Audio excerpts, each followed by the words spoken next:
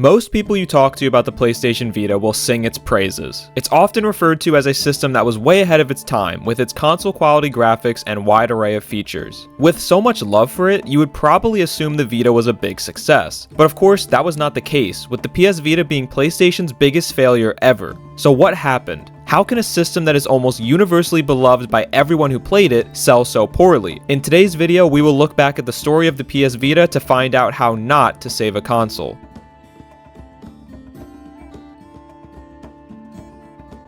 All the way back in 2005, PlayStation had finally entered the portable game market with their PlayStation Portable. The PSP was a huge success, selling over 80 million units. But the PSP also had a lot of issues, primarily its rampant piracy. So while console sales were high, software sales were not keeping up. It got so bad that developers were hesitant to even make games for the platform. All of this is to say that Sony really needed to move on. And so with that, development of the PlayStation Vita began all the way back in 2007. Sony's primary goal with this new system was to deliver console quality games on the go, and as we moved closer to its official reveal, rumors started swirling. As early as 2009, websites were reporting on the existence of the device. Those rumors continued through the early 2010s, with most referring to it as the PSP2. Sony officially confirmed the console's existence for the first time on January 27, 2011 at a PlayStation press event held in Japan. At that time, Sony was publicly referring to the console as the NGP, or Next Generation Portable. Sony CEO Kaz Hirai stated that the NGP was aiming for mass-wide appeal, featuring the traditional joysticks and button layout that gamers would be used to, while also featuring touchscreens that smartphone users could relate to. The level of console-quality graphics that the NGP would feature became a big debate. Some claimed it would have the power of the original Xbox, while Sony themselves at one point made the bold claim that they were aiming for PS3-level graphics. They later clarified that this would not actually be the case, and instead the console would land somewhere in between a PSP and a PS3. So while the NGP wouldn't be able to replicate the PS3, even being anywhere close to it would be a major accomplishment. That would be unlike anything we had ever seen in the portable gaming market before. At the Game Developers Conference in 2011, some other new announcements were made regarding Sony's NGP. It was revealed here that the console would be moving away from the PSP's famous UMD discs in favor of cartridges. It was also announced that the console would feature a front and back touchscreen alongside two cameras, further solidifying Sony's attempt to capitalize on the smartphone market. With the preliminary details of the console being laid out, it was now time for the NGP's official reveal at E3 2011.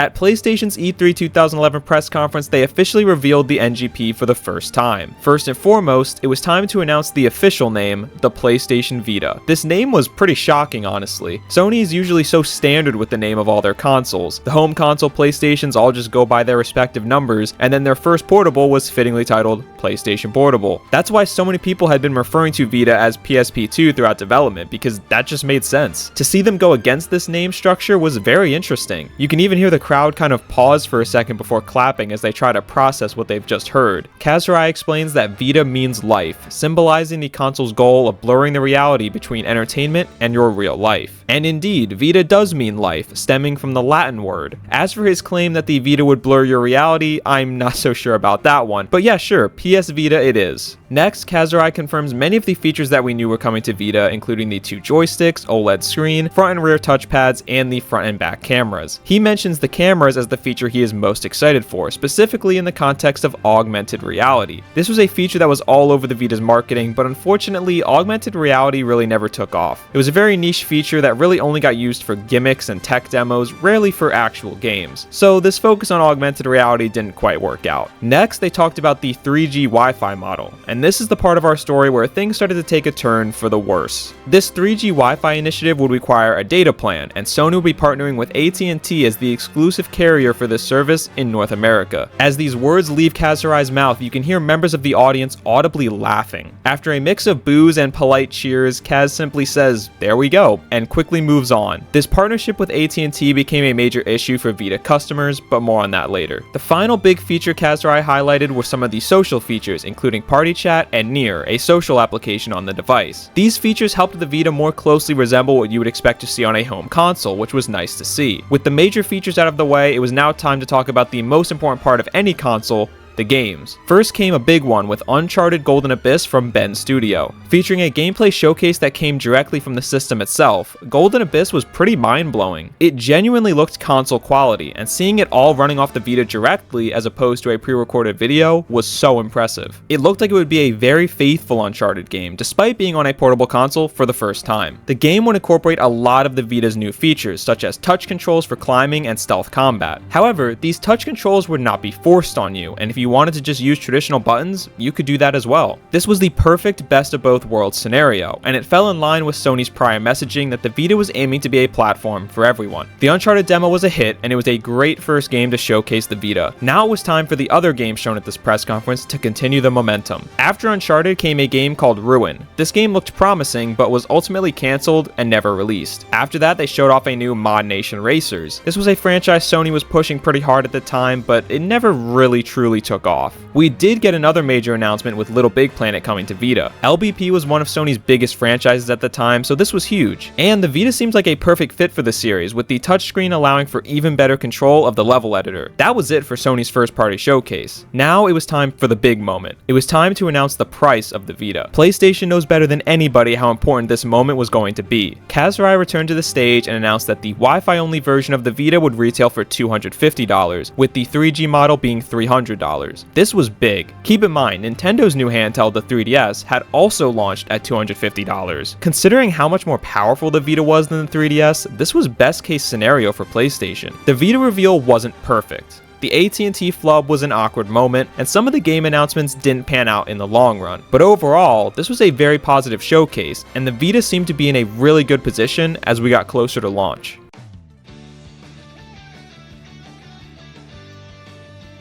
The Vita launched in Japan on December 17, 2011, with a worldwide release following shortly after in February 2012. The launch lineup was strong, with 25 games being available day one. This included a really nice showing from Sony's first-party games. IPs like Hot Shots Golf, Wipeout, and Mod Nation Racers were there day one. On top of that, Sony had a new IP with Little Deviants, a tech demo-style game that was meant to show off everything the Vita had to offer. And then of course there was also the big one, with Uncharted Golden Abyss being there for launch. I think you would be hard-pressed to find a bigger, more impactful launch title throughout PlayStation's entire history. Not only because Uncharted was their biggest franchise at the time, but also because of what Golden Abyss represented as a showcase of the Vita's potential. The Vita got off to a very strong start, with the system quickly selling around 1.2 million units after launching in all regions. But that momentum faded fast, with the system struggling to sell even 50,000 units per month in the time that followed. The Vita's first full year on the market was fairly stacked with games, including first-party hits like Gravity Rush, Resistance Burning Skies, and Little Big Planet PS Vita. The third-party support was also strong, including some pretty massive exclusives such as Persona 4 Golden and Call of Duty Black Ops Declassified. Despite this nice lineup of games, interest just wasn't there for the console. After 10 months on the market, the Vita had only managed 4 million units sold. So why was this happening? The system itself was fantastic, delivering everything it had promised, if not even more. The game output early on was great, and seemingly everyone who had gotten their hands on this thing loved it, but still, no one was buying it. There were a few reasons for this, including things that were both in and out of Sony's control. First, let's talk about the things PlayStation did wrong. The 3G model was not the selling point they thought it would be. The AT&T controversy certainly didn't help, but keep in mind that was only an issue that affected North America. Even in other parts of the world, interest in the more expensive 3G model just wasn't there. Realistically, I think it's one of those features that sounds great until you actually try it. Like, oh man, I can play online games anywhere, even if I don't have a Wi-Fi connection. This is awesome. And then you try to play Mortal Kombat on 3G and quickly realize it's not so awesome. Ultimately, it was a feature that made sense to try with the rise of mobile gaming, but it didn't work out. Consumers weren't moved by this feature enough to want to spend more money on the console itself and then also pay for data. This left Sony with a lot of unsold 3G models. Speaking of paying for things, one of the other big controversies surrounding the Vita's launch were the memory cards. The PS Vita consoles had a minuscule amount of storage on the system, so a memory card was essentially required if you wanted to play or download literally anything. And these memory cards were absurdly expensive. A measly 4GB memory card would cost you $20, with the most expensive card being 32GB of memory for a whopping $100. Sony had their reasons for wanting proprietary memory cards, primarily due to the PSP's hacking issues. And while that's certainly understandable, there was no reason to make these cards so expensive. Of course, these memory cards were not the sole reason why the Vita failed. If the console was popular enough, people would have sucked it up and paid, but it was a major turnoff for many consumers, especially those who may have been on the fence about the system. Speaking of that, let's talk about the Vita's competitors. First, we had Nintendo's 3DS. The 3DS got off to a very slow start after its launch in early 2011, but had gained a lot of momentum right around the time the Vita was released. I mentioned how the 3DS launched at a similar price point to the Vita, $250. That was seen as a major win for Sony. However, by the time the Vita actually released, Nintendo had slashed the price all the way down to $170. Combine that with some major releases Nintendo had put out in the holiday of 2011, and the 3DS started to fly off the shelves. I often wonder about what would have happened if the Vita had launched earlier in the 3DS lifecycle, before that console's comeback. Because basically what ended up happening was Sony released the Vita right at the exact moment everyone decided they wanted a 3DS. The other major competitor to Vita was smartphones, and this is another example of the Vita releasing at a very bad time. The smartphone revolution was a really weird time in gaming's history when you look back at it now. Everyone was so convinced that mobile gaming was going to come in and change everything we knew about the gaming industry. Everyone said traditional gaming would cease to exist soon and everyone would just play games on their phones. As we look back now, over a decade later, we can see that that never really happened. Mobile games and console games very much remained separate entities, and while there is some crossover, most people nowadays have accepted that these are two different sectors of the gaming market that can exist together. But back in 2012, this wasn't how people thought, and unfortunately for the Vita, it launched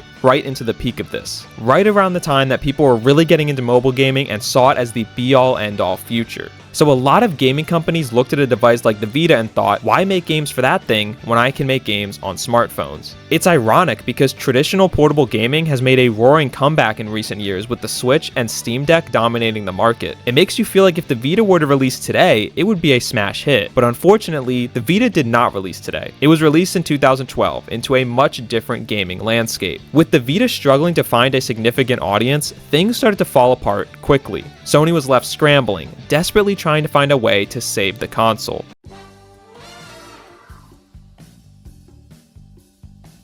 The first step Sony took to try and garner interest in the Vita is a common one we've seen throughout this series, which is of course a price drop. In August 2013, the price of Vita consoles was cut down to $200. Around this same time, the 3G model began being phased out. On top of the system seeing a price drop, memory cards also saw a price cut. Price drops on these cards ranged from $5 to $10 less for the smaller cards, all the way up to $20 less for the largest card. This was a nice price cut, but it ultimately did little to change consumers' minds. It didn't really help move consoles, primarily because game output had now started to lack. Major third parties had begun to shun the console. You weren't seeing any of those major exclusives like we got in 2012 anymore. Even a lot of multi-platform games had already given up on making Vita versions at all. Meanwhile, on the first-party side, PlayStation was struggling to keep up. The only major first-party exclusives we got on Vita in 2013 were Tearaway, Soul Sacrifice, and Killzone Mercenary. Most of the other high-profile releases such as Sly Cooper Thieves in Time or Dragon's Crown were also available on PS3, diluting the necessity to own a Vita. This was a trend that Sony did throughout the Vita lifecycle. A lot of games on Vita were also released on either the PS3 or the upcoming PS4. I think in some ways Sony thought this was a good thing. They thought people would be impressed that their PS3 game could be played on the go. Sony even introduced the cross-buy initiative around this time. This was a very pro-consumer move that entitled you to a Vita version of the PS3 game you had bought. For example, if you bought a copy of PlayStation All-Stars Battle Royale on PS3, you were entitled to the Vita version as well. This was amazing for customers who owned both consoles, and I think Sony expected this to garner interest in the Vita. Someone may look at their collection and think, hey, I'm already entitled to all these Vita games, I should just go pick one up. But that didn't really come to fruition, and in some ways may have actually had the opposite effect, with people feeling like the Vita didn't have enough true exclusive games. As we moved into the latter half of 2013, PlayStation was a bit preoccupied, gearing up for the release of their next home console, the PlayStation 4.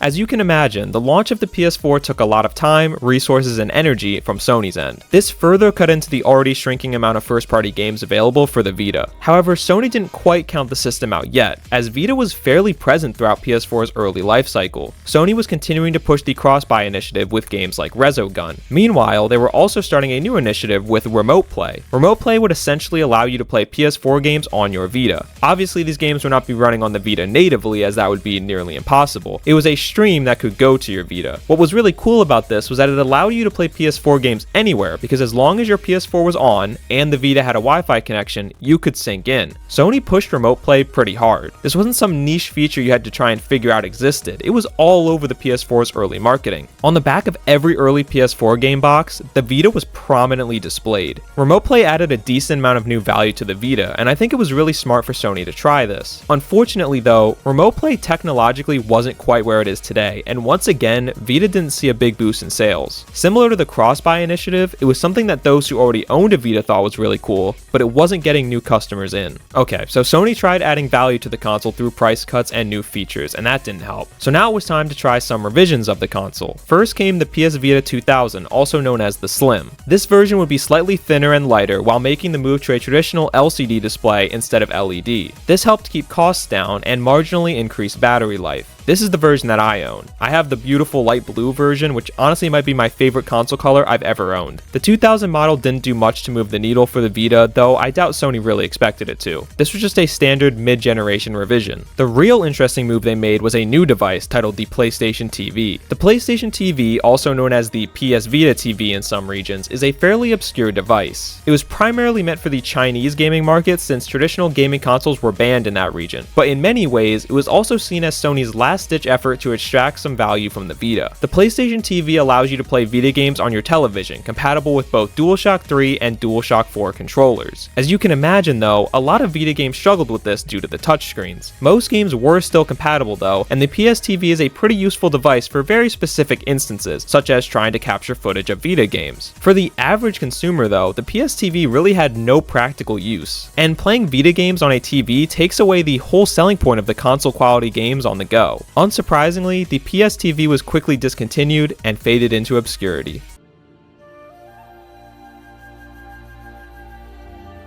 After Sony's failed attempts to garner an audience for Vita, they quickly abandoned the handheld. 2014 was a suspiciously quiet year for the platform in terms of first-party releases, with Sony only managing collections and some PSN games that were usually also available on PS4. 2015 was an equally quiet year, and in October of that same year, Sony confirmed our fears and made a statement that no first-party teams were currently developing for Vita. Despite keeping up some PR talk about great third-party support and new age groups interacting with Vita, it was pretty clear at this point that the console was done. However, the next few years of Vita were surprisingly positive, all things considered. The handheld became a beacon for indie games. Indie developers noticed how passionate Vita players were and that they were happy to support almost anything released for their beloved handheld. And with Sony having abandoned the console, indie developers weren't competing with major first-party releases. This allowed the Vita to stay somewhat relevant for a few extra years, and it was a nice story to see play out. I felt it was important to mention that in this video, because while the Vita was certainly a commercial disaster for Sony, it did garner a dedicated audience that loved it, and it allowed for a lot of indie developers to get their games out there and find success they may not have found elsewhere. I think that's really special, and it's part of why I feel so fondly about the Vita. Despite the feel-good story of the Vita late in its life, we can't pretend like the system was a success by any means. In 2019, the console was officially discontinued. Sony stopped reporting official numbers a few years into its life, but it's estimated to have only sold around 16 million units, making it the worst-selling PlayStation console of all time by a giant margin. After Vita's discontinuation, PlayStation left the portable games market entirely, and that brings us to the present day.